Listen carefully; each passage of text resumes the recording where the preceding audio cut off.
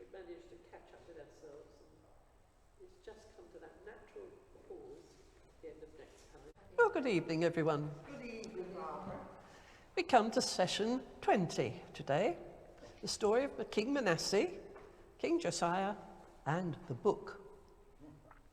The 8th century BCE ended dramatically and unexpectedly in the Bible story, because in the year 701, Jerusalem had escaped capture at the end of a 3-year siege by Sennacherib's army, almost by a whisker. Whatever it was that happened, plague, dysentery, cholera, well, the Assyrian army sitting around Jerusalem was suddenly and very unexpectedly almost wiped out overnight, leaving Jerusalem uncaptured and Sennacherib helpless, to the extent that when he had limped back to Nineveh, it wasn't long before he was assassinated. Such is the price of failure. But the people of Jerusalem began to believe what the prophet Isaiah had confidently promised, that Yahweh would not allow their city with its temple to be conquered. Fine for now, but not forever. So when King Hezekiah died in 698, his young son Manasseh became king at the age of 12, and he reigned for 55 years, one of the longest reigns that we know about. And that's more than half a century. When you think how many people were born, grew up, lived, became old and died during those 55 years, you realize what a scan we're going to cover today. And his reign is written off with horror, and only in 16 verses in the second book of Kings. 55 years into 16 verses. So we must look at other records of the time to understand what was going on during those years, in which 2 to 3 generations of families lived, died, and survived. But the remarkable fact is that the city of Jerusalem did survive, and all that time to be inherited many years later in 693 BCE by Manasseh's grandson, Josiah. Now, the prophet Isaiah disappeared from public life soon after the death of Hezekiah. We know nothing more about him, apart from a long-held tradition, which even crops up in the New Testament, that he was murdered in the suppression of Yahwism during Manasseh's reign. His reputation, which remained always as a beacon of hope, was maintained by his followers, who no doubt were the people who collected his poems and songs and put them into writing on a large scroll, which was used again and again as the years went by more writers whose teachings continued to develop those of the original Isaiah. They have remained anonymous, so we shall meet them later on under the convenient names of 2nd Isaiah and 3rd Isaiah. Let's get the title off. The reign of King Manasseh began in 697 and was completely dominated by the power of Assyria. Assyria's kings, Esarhaddon and his successor Ashurbanipal, did not take very long to re-establish their spectacular army, and then they finally succeeded in capturing the glittering prize of northern Egypt. And of course, all that time they'd come down the coast past Jerusalem. And then later on, in the year 663, they'd even conquered and sacked the city of Thebes. If you can visualize the map of Egypt, it's halfway down the River Nile. It really did penetrate a long, long way. So Assyrian power was at its peak, and woe betide anybody who even thought of causing an upset. Manasseh didn't. He very wisely did everything Assyria demanded, and Syria left Jerusalem unmolested.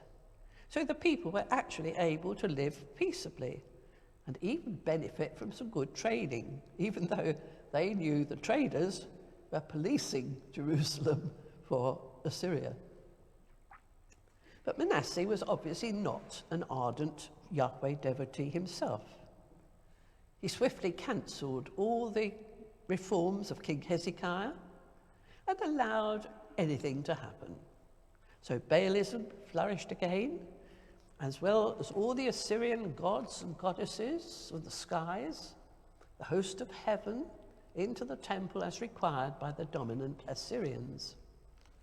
He also allowed people to do whatever they wished. And we're told that witchcraft, sorcery were able to flourish again, and some people even indulged in human sacrifice. So all the old ideas began to surface, and there was no curb on them whatsoever. We can wonder if there were protests from the Yahweh faithful, but then the records state that Manasseh shed much innocent blood in Jerusalem. Whose? It was certainly time for all Yahweh loyalists to go underground and keep quiet. So what did they do?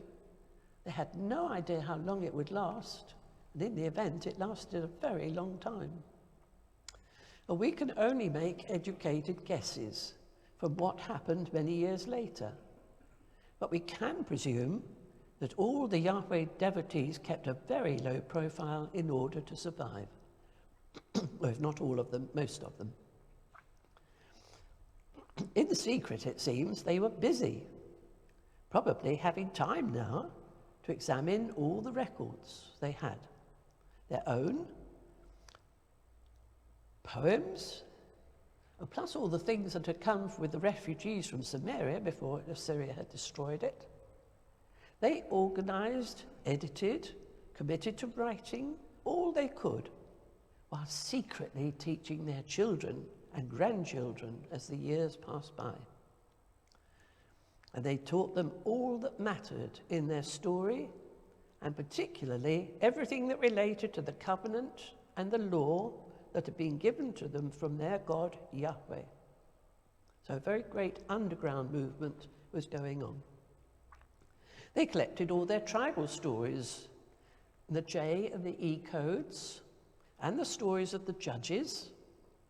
They reviewed all the historical records of Kings David and Solomon, and the two subsequent kingdoms.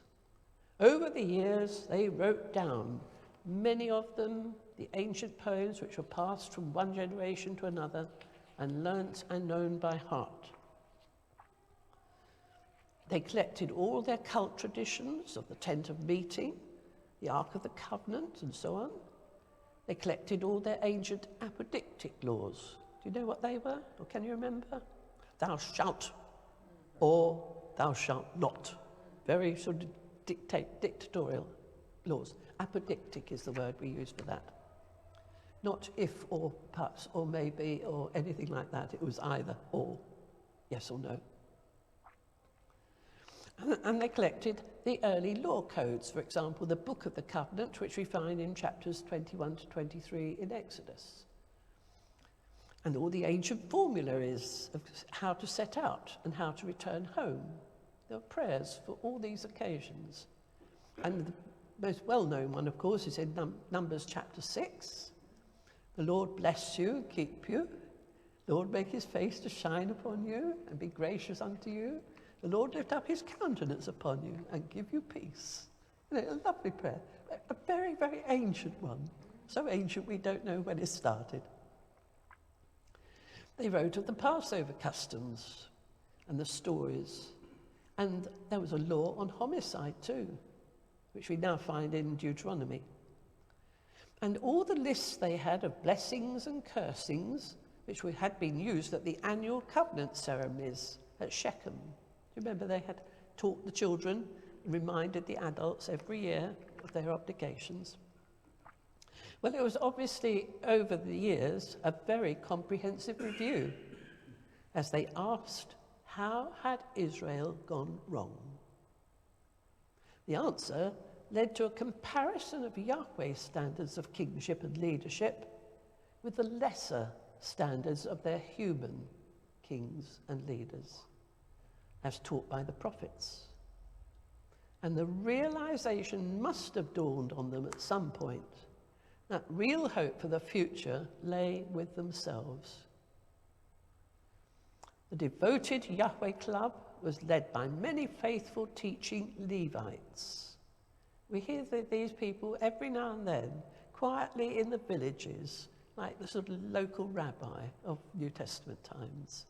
Not very important, but many of them really loyal and hard-working, but they kept a low profile. But we mustn't forget that they're there. The Levites then, who worked tirelessly and quietly among ordinary people. And during this time, well, they did make plans for the future, not knowing when or if they would ever happen. So all Baalism and fertility cults, they decided, would have to be suppressed and forbidden for good, to be replaced with short creedal sound bites, and of which the subsequent Shema is the most well known. Still beloved of Jews today, hear, O Israel, the Lord our God is one Lord, and you must love the Lord your God with all your heart, with all your soul, with all your strength, and with all your mind. That's the Jewish creed. And it's called the Shema. Hear, O Israel, Shema. And that sort of came into being and was learnt, taught, learnt, taught, learnt, taught, forevermore. They then wondered how all this could be achieved, and concluded that all Yahweh's sacrificial worship had to be policed in future. Nothing was to be left to chance. And this meant it had to be controlled and could not happen just anywhere in the community. Where better a place, they thought? Well, why not Jerusalem? Question mark. But all this meant preparing for a more positive future by teaching the young while they were still in danger and preparing lots of anti-Baalism propaganda. It also meant writing it all down, as they had no idea how long the wait would go on.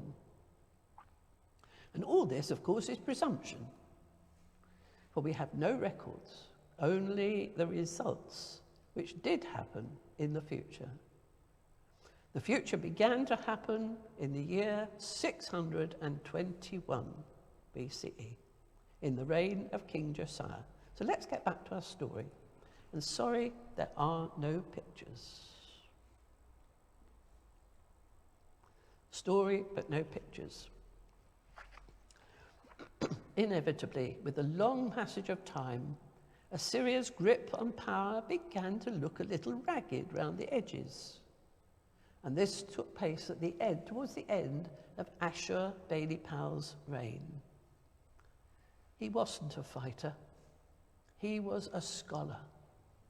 And he had spent his reign collecting as many library books as he possibly could and building a huge library in his palace at Nineveh, which of course has since become the delight of all future archaeologists. The amount of stuff that's been found in that library, and when they began to learn to read cuneiform, it's just illuminated the history of the whole period.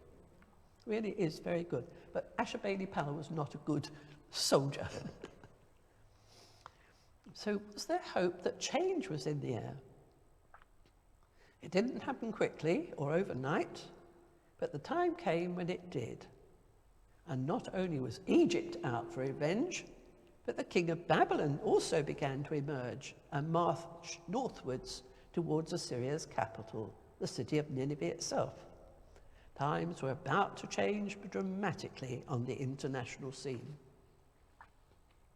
Well, after the very long reign of Manasseh in Judah and the 2-year reign of his son, his 8-year-old grandson Josiah became king in 639.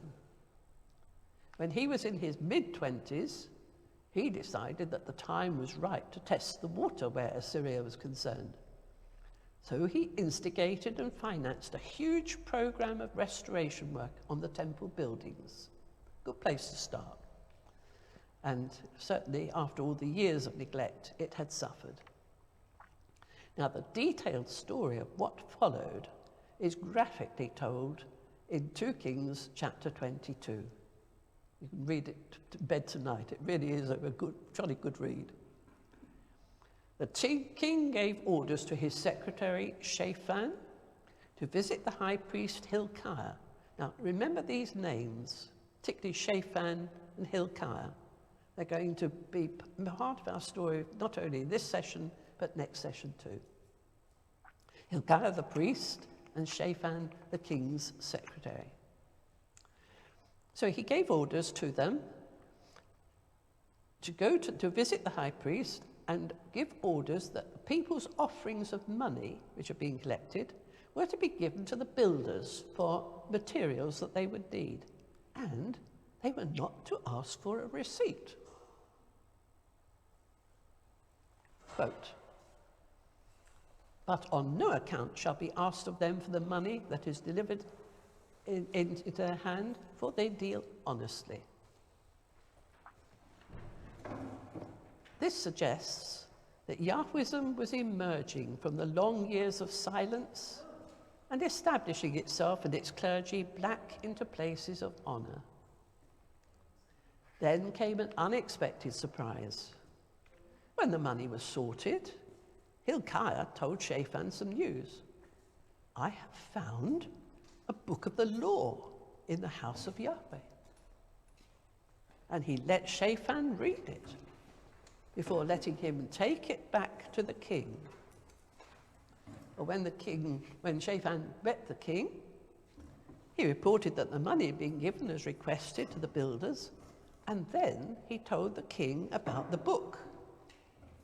But when he read it to the king, Josiah was appalled, horrified, and he rent his clothes, we're told, in his consternation.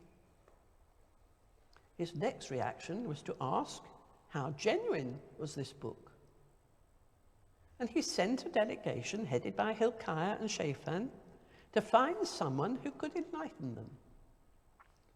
They found a prophetess, Huldah, who was found living quietly in the second quarter of Jerusalem, and asked for her verdict. The delegation was left in no doubt at all that this book was genuine, and highlighted how much of the Yahweh tradition had been abandoned and forgotten during the past 50 years or so. Her message to the king was approval of his reaction when he had torn his clothes in penitence, and she promised that because of this, he would not suffer the punishment from Yahweh that his predecessors had deserved. Well, Josiah issued orders that the elders of Jerusalem and all the citizens should come together, and in his presence the book was read out loud to all who were there. And then, with a great ceremony, the king renewed the covenant with Yahweh and promised with the people to restore all the forgotten laws of Moses that were written in the book. Well, then there was a purge of everything in the house of Yahweh that had no business to be there. Everything connected to the Baal fertility cults, and everything Assyrian connected to the host of heaven, and not only all the statues and images, but also all the idolatrous priests who'd made offerings to the sun, moon, and constellations, and the whole host of heaven. Everything that could be burnt was burnt, and the ashes thrown into the Wadi Kidron. Remember, Jerusalem was built on a high mountaintop with deep valleys around them. Well, Wadi Kidron was the rubbish valley, and gradually over the years, everything that was awful got tipped into it.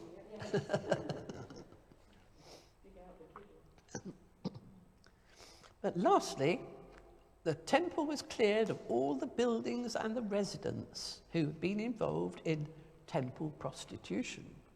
So all that was now out.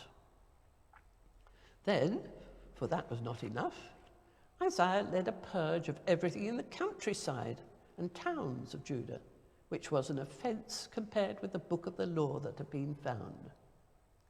The climax of these reforming purges was a grand celebration of the forgotten Passover festival, incorporating all the elements and details described in the newly found law book. And all this took place in the year 621 BCE, and it earned Josiah a glowing epitaph when he died, and I quote, "Before him there was no king like him, who turned to Yahweh with all his heart, with all his soul, with all his might, according to the law of Moses, nor did any like him arise after him." Although no repercussions from Assyria for all these reforms, its grip was obviously lessening. A few years later, in 609, Pharaoh Necho from Egypt decided to make battle with Assyria. And he marched his forces up the coast of the Mediterranean on the way to the river Euphrates. Josiah went to meet him, and they met at Megiddo. But there, for no reason that we know, Necho killed Josiah and sent his body back to Jerusalem for burial. Was he suspicious of Josiah? Because certainly he put a puppet king of his own, one of Josiah's own sons, who was an Egypt lover, on the throne in his father's place. So maybe that was just a bit of security for his army as it went northwards. We don't know for certain, but Josiah was killed. Well, his reforms were very far-reaching and long-lasting. So it's right at this point to look more closely at the content of this book of the law that had turned up unexpectedly in 621. It's known, as you probably guessed by now, as Deuteronomy. Deuteronomy, the second version of the law of Moses. The original, found in 621, is embedded into the middle of what we now call Deuteronomy. It's the core it begins in chapter 12 and ends at 26. So bits have been added on in front and behind. But the original book that was found, scholars believe, are those 14 chapters.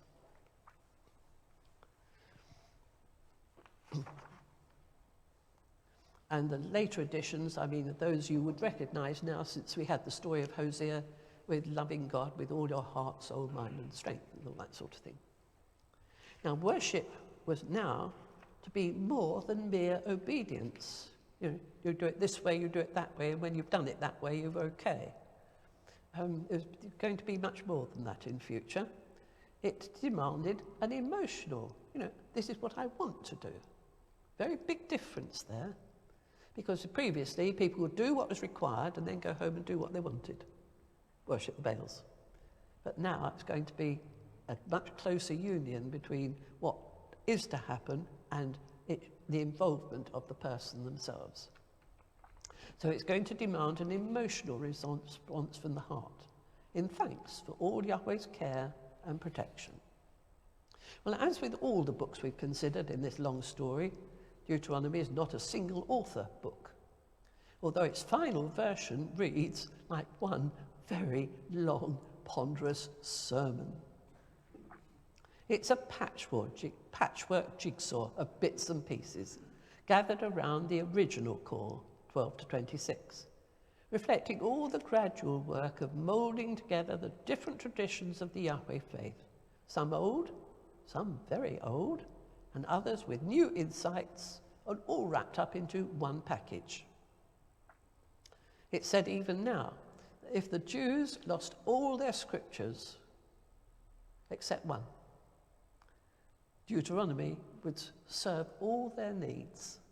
It really is a very, very basic foundational book for Jews ever since and even today. And we know very well that Jesus must have learnt it off by heart in his synagogue school, because many, many times we hear in the Gospels that he was quoting directly from Deuteronomy. Another question that raises its head is what happened to that book that was found? Was there only ever one copy? If so, was everyone required to learn it off by heart?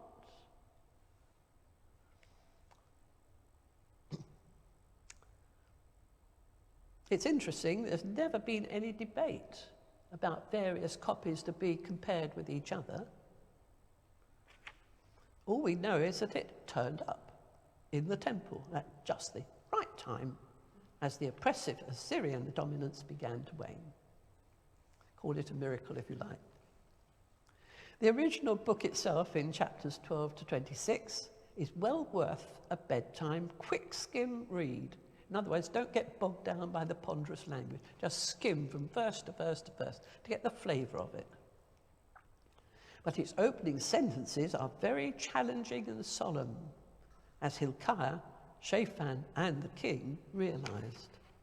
It begins, "These are the statutes and ordinances that you must diligently observe in the land that Yahweh, the God of your ancestors, has given you to occupy all the days that you live on the earth."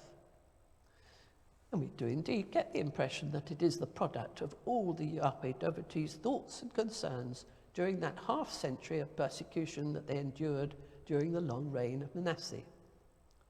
Its first command introduces a requirement that we find familiar. And I quote, "You must demolish completely all the places where the nations serve their gods, on the mountain heights, on the hills, and under every leafy tree. Break down their altars, smash their pillars, burn their sacred poles with fire, and hew down the idols of their gods, and thus blot out their name from their places." But then it continues with the first hint of the new law to come. "You shall not worship Yahweh your God in such ways, but you shall seek the place that Yahweh your God will choose, and then you shall go there, bringing your burnt offerings and your sacrifices, your tithes and your donations, your votive gifts, your freewill offerings, and the firstlings of your flocks and herds, and you and your households together, rejoicing in all the undertakings which Yahweh your God has blessed you." Got the ponderous tone of this? Goes on and on and on. Well, as I've said, the introduction shows the ponderous, solemn language of the whole book, which sounds more like a very long sermon than bedtime reading. It covers many topics in a somewhat random order. But chapter 16 describes the command about how to keep Passover, which Josiah quickly reinstated as a matter of priority. It also includes the oft-repeated new command, "You are not permitted to offer the Passover sacrifice with any of the towns that Yahweh your God is giving you, but at the place that Yahweh your God will choose as a dwelling for his name. Only there shall you offer the Passover sacrifice." You see what a change this is going to bring about. Passover had been a household festival wherever the family gathered, all through the country. Now it's got to come to one place, as Jesus did, that he wanted to keep the Passover. So this law is going to change Judaism as we've known it in the past. All sacrifices now are going to be concentrated in one place, the place that Yahweh himself has chosen. Well, that place in Deuteronomy is never named, but there's no doubt that the king and people knew that the place was the temple in Jerusalem. Well, this is the most significant change introduced by the new law. And it led to the establishment of a long-lasting law which is known to students by the name the law of the single sanctuary. You don't find that in the Bible anywhere, but it's a convenient title by which we can refer to this new law published by King Josiah. That in future all sacrifices to Yahweh were to be offered in the temple at Jerusalem and nowhere else. A law that has applied ever since and still applies today. And even in Jerusalem today, there is a small priestly faction that would, if they could, retrieve the old temple compound from the Muslims, where they've got the Dome of the Rock, of course, would retrieve that and reinstate a Jewish sacrificial system again. I don't think it'll ever happen, but there is that element still alive that we can't, but we would like to, in Jerusalem. Well, meanwhile, the prophetic tradition emerged again, out of her hiding now into the public gaze. And this was in the person of another prophet. His name is Zephaniah. I don't know if you've ever read it. I read it last week. It's only 3 chapters.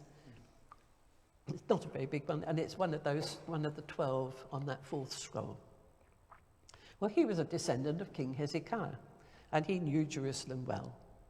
In 3 chapters only, he warned vehemently that the day of Yahweh's reckoning was imminent and would be disastrous for all the people. And then, after all the purges, Yahweh would have a people humble and lowly, who shall seek refuge in the name of Yahweh. They would be the remnant of Israel. And that's in Zephaniah chapter 3. Well, this all happened eventually, but long after Zephaniah had forecast. Well, returning to the law of the single sanctuary, we must note its profound results. In sweeping away all the ancient shrines of Yahweh, many of which were probably suspect, Josiah did purify and ensure that all sacrifices were correctly supervised. But not all the shrines had been guilty. And it was tough for those who had remained true to Yahweh all through the difficult years. And one such was the shrine at Anathoth. I hope that name rings a bell to you. We heard it a long time ago, in the time of King Solomon. Do you remember King Solomon had brought the tent of the Ark of the Covenant into Jerusalem when he established the temple, and invited all the priests to come with them. And of course, they didn't fit in to the sort of snobs of Jerusalem, and they gradually melted away again. And one such family had gone to Anathoth and stayed there ever since, we presume. Anyway, that shrine had to be closed as well. There was much indignation and sadness at the new law, and then anger, because a young son of the priest there, called Jeremiah, actually dared to say he agreed with the new law. And then he had to escape from his brothers, who, quote, sought his life. But more of this next time. Well, times were changing dramatically in the international scene, as I've said. The Medes, a people to the east of Assyria, began their conquests westwards. And Babylon marched, conquered the capital city of Nineveh. And that was in 612. Just before then, in 609, as we've already noted, Pharaoh Necho of Egypt had advanced towards Assyria and murdered King Josiah on the way. He delayed just long enough to ensure that his favourite among Josiah's sons, Jehoiakim, became the next king of Judah before continuing on his way. And then there is no mention at all in the Bible text of the very, very important Battle of Carchemish. I don't know if it's Carchemish or Carchemish. I don't know the accepted pronunciation. You take your choice. But that was a huge battle, and it took place in the year 605, and it was really the end of the ancient world. Assyria and Egypt battled it out against each other. Neither won. They were both defeated. And only, they just beat each other into obscurity on the world scene. But only the king of Babylon managed to survive. He was the new occupier of Nineveh, but even he only survived for another half-century, with catastrophic events for Judah, of course, and its remaining puppet king of Egypt, the King Jehoiakim. Now we're going to leave it for today, but the dramatic story of what happened next we'll have in 2 weeks' time, just before Christmas, and then we'll bring the whole of that section to a close. And I'm pleased with the timetable has enabled us to complete this right before we have the Christmas break. So hope to see you again in 2 weeks' time. That's the last slide. Thank you. There we are. Oh, so it's all story. Next time. There you are. Well, thank you for coming.